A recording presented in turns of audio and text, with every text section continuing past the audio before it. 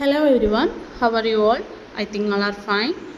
Today we are going to discuss about our second unit, Health and Hygiene, Part 4. In our last class, we already discussed about hygiene, health education, scopes of health education, importance of health education, and aims and values of health education. Today we are going to discuss about inside of school. Health എഡ്യൂക്കേഷനുമായി ബന്ധപ്പെട്ട് സ്കൂളിനകത്ത് ശ്രദ്ധിക്കേണ്ട കാര്യങ്ങളാണ് inside of സ്കൂളിൽ discuss ചെയ്യുന്നത്. First one, the school should be situated in a place with healthy surroundings. ഒരു school എങ്ങനെയുള്ള സ്ഥലത്താണ് സ്ഥിതി ചെയ്യേണ്ടത്, സ്ഥാപിക്കേണ്ടത്? അതായത് ഒരു സ്കൂൾ നമ്മൾ സ്ഥാപിക്കുകയാണെങ്കിൽ അത് ആരോഗ്യകരമായിട്ടുള്ള ഒരു പരിസ്ഥിതിയുള്ള സ്ഥലത്തായിരിക്കണം സ്ഥാപിക്കേണ്ടത്. ശുദ്ധജലം, ശുദ്ധവായു, അതുപോലെ തന്നെ നല്ലൊരു അറ്റ്മോസ്ഫിയർ ഉള്ള ഒരു സ്ഥലത്തായിരിക്കണം ഒരു സ്കൂൾ സ്ഥാപിക്കേണ്ടത്. And next one, regular health checkup, maintenance of health records of students. The help of local authority may be also utilized to form health programs in a school. ഇവിടെ പറയുന്നത് സ്കൂളുകളിൽ നമ്മൾ എന്ത് ചെയ്യണം, കുട്ടികളുടെ ഇടയിൽ അവരുടെ ഹെൽത്ത് ചെക്കപ്പുകൾ നടത്തണം. അവരുടെ ആരോഗ്യ സംരക്ഷണത്തിന് വേണ്ടിയിട്ട് സ്കൂളിൽ ഹെൽത്ത് പ്രോഗ്രാംസുകൾ കണ്ടക്ട് ചെയ്യണം. അതിന് വേണ്ടിയിട്ട് അവിടെയുള്ള സ്കൂളിൻ്റെ സറൗണ്ടിങ്സിലുള്ള നാട്ടുകാരുടെ ഹെൽപ്പുകളും ഒക്കെ എന്ത് ചെയ്യാം, നമുക്ക് ഇതിനെ യൂട്ടിലൈസ് ചെയ്യാം എന്നാണ് ഇവിടെ പറയുന്നത്. And third one, provide first aid for the needed. അതായത് ഫസ്റ്റ് എയ്ഡിൻ്റെ ആവശ്യം എപ്പോഴാണോ ആ ഒരു ടൈമിൽ കുട്ടികൾക്ക് ഫസ്റ്റ് എയ്ഡ് കൊടുക്കാനുള്ള ഫെസിലിറ്റി സ്കൂളിൽ ഉണ്ടായിരിക്കണം. ഒരു വീഴ്ച പറ്റിയിട്ട് മുറിവോ അപകടം എന്തെങ്കിലും പറ്റിക്കഴിഞ്ഞാൽ ഉടനെ തന്നെ ഫസ്റ്റ് എയ്ഡ് കൊടുക്കാനുള്ള എല്ലാ സജ്ജീകരണങ്ങളും സ്കൂളിൽ ഉണ്ടായിരിക്കണം. Next one, it should be taken care of the students are getting clean and healthy food and drink which is more natural. ഇവിടെ പറയുന്നത് കുട്ടികൾക്ക് സ്കൂളുകളിൽ ഭക്ഷണം കൊടുക്കുകയാണെങ്കിൽ ഭക്ഷണവും കുടിവെള്ളവും ശുദ്ധമായതും അതുപോലെ തന്നെ ആരോഗ്യമുള്ളതായതുമായിരിക്കണം. ആരോഗ്യത്തിനും അതുപോലെ തന്നെ ശുദ്ധമായിട്ടുള്ള ഭക്ഷണവും വെള്ളമായിരിക്കണം കുട്ടികൾക്ക് കൊടുക്കേണ്ടത്. അത് ഏറ്റവും നാച്ചുറൽ ആയിട്ടുള്ളതാണെങ്കിൽ വളരെ മികച്ചതാണെന്നാണ് പറയുന്നത്. നെക്സ്റ്റ് നമ്മൾ ഡിസ്കസ് ചെയ്യുന്നതാണ് ഔട്ട്സൈഡ് ഓഫ് സ്കൂൾ.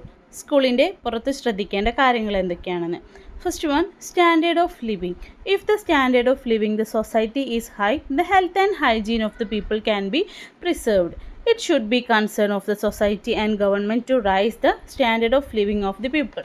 ഇവിടെ പറയുന്നത് ജീവിത നിലവാരം മെച്ചപ്പെടുത്തുക എന്നതാണ്. അതായത് അവിടെയുള്ള ആ ഒരു സൊസൈറ്റിയുടെ ജീവിത നിലവാരം ഉയർന്നതാണെങ്കിൽ അവിടെയുള്ള ആളുകളുടെ ആരോഗ്യവും ശുചിത്വവും ഒക്കെ സംരക്ഷിക്കാൻ സാധിക്കും. അതുപോലെ അവിടെയുള്ള ജനങ്ങളുടെ ജീവിത നിലവാരം ഉയർത്തുക എന്നത് ഗവൺമെൻറ്റിൻ്റെയും സൊസൈറ്റിയുടെയും കടമയാണ്. Next one, sanitation and cleanliness. Sanitation and cleanliness of the city is dirty and premise of the school not cleaned, children cannot escape falling prey to diseases. ഇവിടെ പറയുന്നത് സ്കൂള് ലൊക്കേറ്റ് ചെയ്യുന്ന ആ ഒരു സിറ്റി, ആ ഒരു നഗരം ശുചിത്വവും അതുപോലെ തന്നെ അതിൻ്റെ പരിസരമൊക്കെ വൃത്തിഹീനമായാലും സ്കൂളിൻ്റെ പരിസരം വൃത്തിയാക്കിയിട്ടില്ലെങ്കിലും കുട്ടികൾക്ക് രോഗങ്ങൾ വരുന്നത് തടയാൻ സാധിക്കില്ല. അവർക്ക് പെട്ടെന്ന് അസുഖങ്ങൾ വരാനുള്ള സാധ്യത വളരെ കൂടുതലാണ്. Next one, food and cloth. Food provided to children should be nutritious and clothes they put on should be neat and clean. Such children remain healthy at school. Clothes should be neither too tight nor too loose. ഇവിടെ പറയുന്നത് ഭക്ഷണത്തെയും അതുപോലെ തന്നെ വസ്ത്രത്തെയും കുറിച്ചാണ്.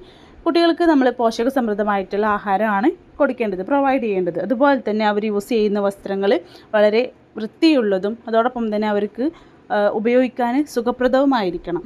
കൂടാതെ കുട്ടികളുടെ വസ്ത്രം കൂടുതൽ ടൈറ്റോ അതുപോലെ തന്നെ ലൂസോ ആവാതിരിക്കാൻ ശ്രദ്ധിക്കണം. ഇതിൽ ഈ ഒരു കാര്യം ശ്രദ്ധിച്ചു കഴിഞ്ഞാൽ ഭക്ഷണത്തെയും വസ്ത്രത്തെയും കാര്യങ്ങൾ കുട്ടികൾ ഓക്കെ ആണെങ്കിൽ തന്നെ അവർക്ക് എന്താണ് സ്കൂളുകളിലൊക്കെ വളരെ ഹെൽത്തി ആയിട്ട് ആക്റ്റീവായിട്ടിരിക്കാൻ അവരെ ഹെൽപ്പ് ചെയ്യും. അടുത്തതായി നമ്മൾ ഔട്ട്സൈഡ് ഓഫ് സ്കൂളിൽ ശ്രദ്ധിക്കേണ്ട കാര്യമാണ് house. The location and plan of houses have a good role in keeping the health of the people in it. Good ventilation and sunlight is necessary. Surroundings should be clean and free from unhealthy conditions. ഇവിടെ പറയുന്നത് വീടുകളെ കുറിച്ചാണ്. നമ്മുടെ വീടുകളുടെ സ്ഥാനവും അതുപോലെ തന്നെ അതിൻ്റെ പ്ലാനും ഒക്കെ എന്താണ്, അതിൽ താമസിക്കുന്നവരുടെ ആരോഗ്യവും സംരക്ഷിക്കുന്നതിൽ വളരെയധികം പ്രധാനമായിട്ട് പങ്ക് വഹിക്കുന്നുണ്ട്. നല്ലൊരു വെന്റിലേഷന്, വായുസഞ്ചാരം അതുപോലെ തന്നെ സൂര്യപ്രകാശമൊക്കെ വീട്ടിൽ ആവശ്യമാണ്. Last one, interior. The interior should be kept neat and clean for the children to be free from unhygienic situations. ഇവിടെ പറയുന്നത് നമ്മുടെ വൃത്തിഹീനമായിട്ടുള്ള സാഹചര്യങ്ങളിൽ നിന്നെല്ലാം നമ്മുടെ കുട്ടികളെ സംരക്ഷിക്കാൻ വേണ്ടിയിട്ട് ഇൻറ്റീരിയർ വൃത്തിയായിട്ട് കീപ്പ് ചെയ്യേണ്ടതുണ്ട്.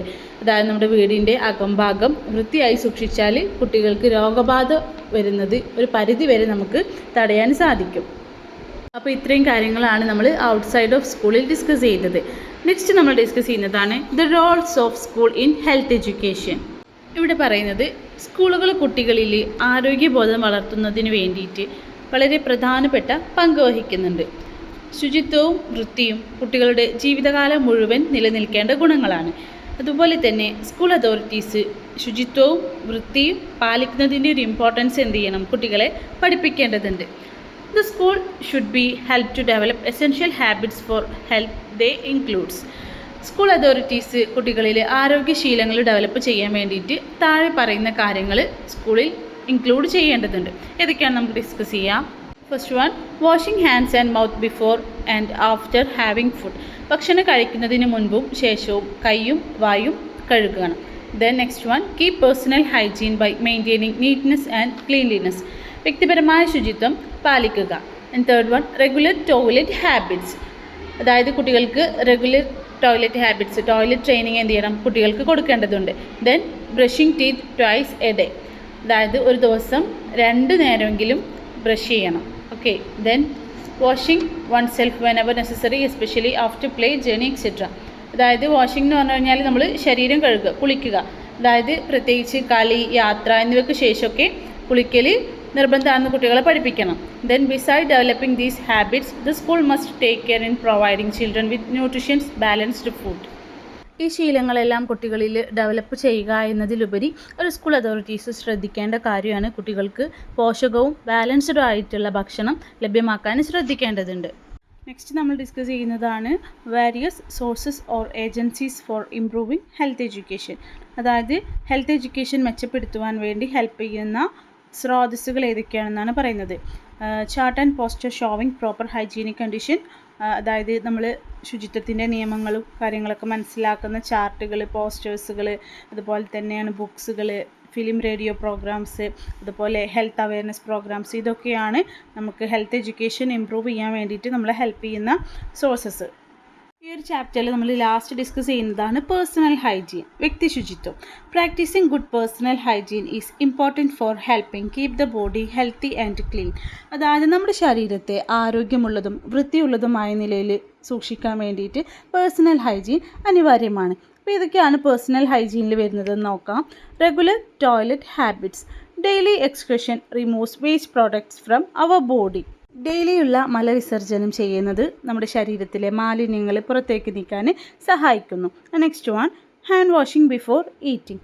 If we eat with dirty hands the germs on our hands can causes diseases. അതായത് നമ്മൾ ഹാൻഡ് വാഷിംഗ് ബിഫോർ ഈറ്റിംഗ്, അതായത് ഭക്ഷണം കഴിക്കുന്നതിന് മുൻപ് എന്ത് ചെയ്യണം, നമ്മൾ കൈ വാഷ് ചെയ്യണം. അതായത് നമ്മൾ മലിനമായിട്ടുള്ള കൈ കൊണ്ടാണ്, ഡേർട്ടി ആയിട്ടുള്ള കൈകൾ കൊണ്ടാണ് ഫുഡ് കഴിക്കുന്നതെങ്കിൽ രോഗാണുക്കളൊക്കെ നമുക്ക് നമ്മുടെ ബോഡിയിലോട്ട് കയറിയിട്ട് പല രോഗങ്ങളും ഉണ്ടാകാൻ കാരണമാകും. Next one, bath. Dirt is a breeding around ground for germs. Daily bathing helps germs, dirt and lice away from the body. The importance of bathing every day is not only physical, that is necessary for mental relaxation and good sleep. അതായത് ബാത്ത് എന്നുള്ളത് നമ്മളെന്താണ്, അഴുക്ക് എന്നുള്ളത് രോഗാണുക്കളുടെ വളർച്ചയ്ക്ക് വളക്കൂറുള്ള ഒരിടമാണ്. അതായത് ഈ അഴുക്ക് എന്ന് പറഞ്ഞു കഴിഞ്ഞാൽ നമുക്ക് നമ്മുടെ ബോഡിയിൽ ഡേർട്ടുകളൊക്കെ ഉണ്ടെന്നുണ്ടെങ്കിൽ നമുക്ക് എന്ത് ചെയ്യും, രോഗാണുക്കൾ വരാനും ഒക്കെയുള്ള ചാൻസസ് വളരെ കൂടുതലാണ്. അതിലൂടെ നമുക്ക് അസുഖങ്ങളൊക്കെ പകരാൻ ചാൻസസ് ഉണ്ടായിരിക്കും. അപ്പോൾ അതുകൊണ്ട് നമുക്ക് ഈ ഒരു കുളിക്കുന്നതിൻ്റെ ഇമ്പോർട്ടൻ്റ് ഒരിക്കലും എന്തല്ല ശാരീരികമായിട്ട് മാത്രമല്ല, നമുക്ക് മെൻ്റൽ റിലാക്സേഷനും അതുപോലെ തന്നെ നല്ല ഉറക്കം കിട്ടാനും കുളിക്കുന്നതിലൂടെ നമുക്ക് കിട്ടുന്നുണ്ട്. Next one, skin. The skin is A large organ that contains nerves, glands and blood vessels in the body. Healthy skin is strong, supple and flexible. Baby's delicate skin breaks very quickly and gets scabby because the skin is not kept clean.